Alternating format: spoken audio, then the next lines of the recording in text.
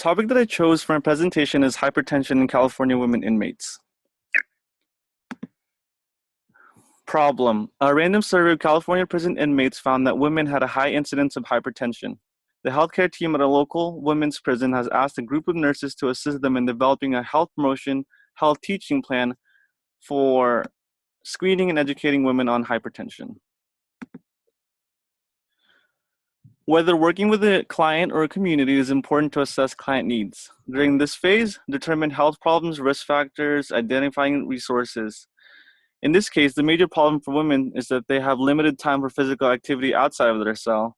Lack of physical activity is a contributing factor towards hypertension. Diet is also another factor that cannot be controlled in the prison system. Prisoners often cannot choose a variety of healthy foods that may reduce their risk for hypertension.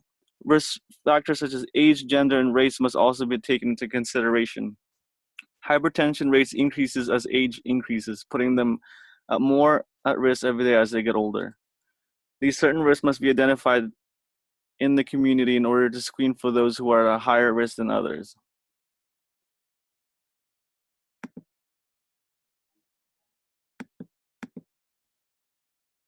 The health promotion model that was used is Pender's health promotion model. Uh, the main idea is to increase the client's level of well-being with special focus on helping clients to associate positive feelings with health-promoting actions. It's based on the following ideas: that prior behavior and inherited and acquired characteristics influence beliefs, affect, enactment of health-promoting behavior. Persons commit to engaging in behaviors in which they anticipate deriving personally valued beliefs. Perceived behaviors can constrain commitment to action, which can be a mediator of behavior as well as actual behavior. Perceived competence to execute a given behavior increases the likelihood, commitment to action, and actual performance of the behavior. And also, greater perceived self-efficacy results in fewer perceived barriers to specific health behavior. The teaching plan should begin by focusing on the goal. In this case, the goal is that women who are inmates in a California prison will be able to verbalize understanding of hypertension and adhere compliance to their antihypertensive agent regimen. After the goal has been addressed, measurable outcomes should be identified. The first outcome would be that prisoners will be able to comply with all medication regimen, including timing and dosing. This can be enforced by having a log of each patient and their medication times being administered. The second objective would be for prisoners to be educated in taking their own blood pressure and verbalize normal ranges from critical ranges. This can be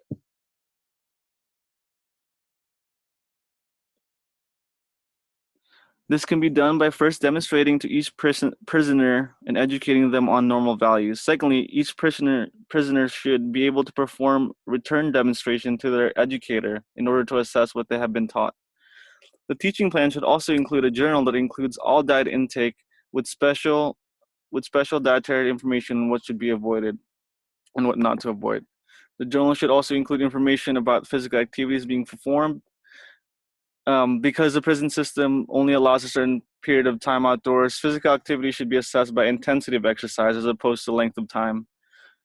Prisoners who are used to light exercises should increase activity by including more strenuous activities.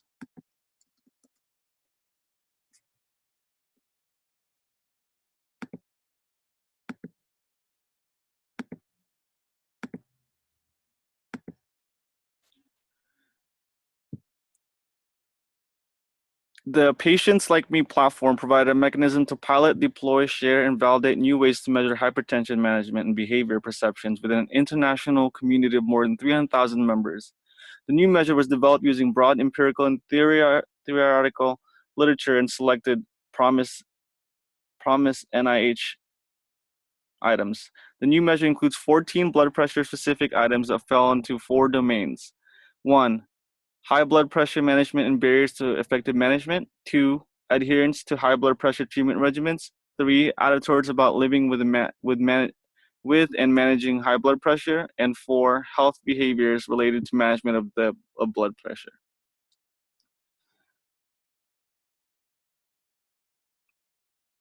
Patient-reported outcomes and patient-centered research have a strong impact on nursing practice, research, care initiatives, interprofessional collaboration, and education. patient-centered research and report outcomes strengthen evidence-based practice, patient education initiatives, and results in increased efficiencies in the healthcare system. A study conducted by the National Heart, Lung, and Blood Institute assessed barriers to effective blood pressure. The most frequently cited impediments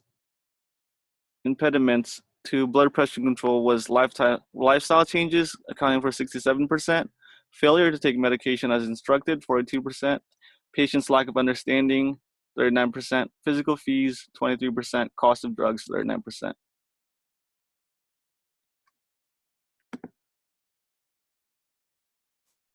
Knowing these facts, the teaching plan should focus on all these barriers. The percentages show that the most common reason people do not have their blood pressure in control are due to their lifestyle, lack of knowledge, and failure to take their medications as directed.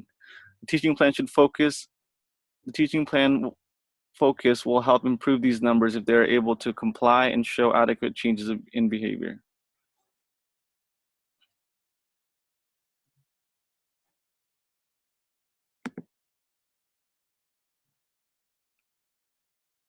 So for evaluation, all the guidelines have the same target, SBP 140 and DBP 90 or below for general population. However, some variations exist in recommendations for specific groups of patients. The prisoner's teaching can be evaluated by demonstration from the patient and their final baseline blood pressure after health promoting behaviors have been implemented. The teaching plan requires that the patient is educated on how to obtain their own blood pressure and educated on normal values versus critical values. The evaluation phase should focus on a return demonstration on these skills as well as a written or verbal test of their normal ranges of blood pressure. The teaching plan will also focus on diet and exercise. Evaluations focus on daily log of foods eaten each day as well as time being spent performing physical activities. And that's it.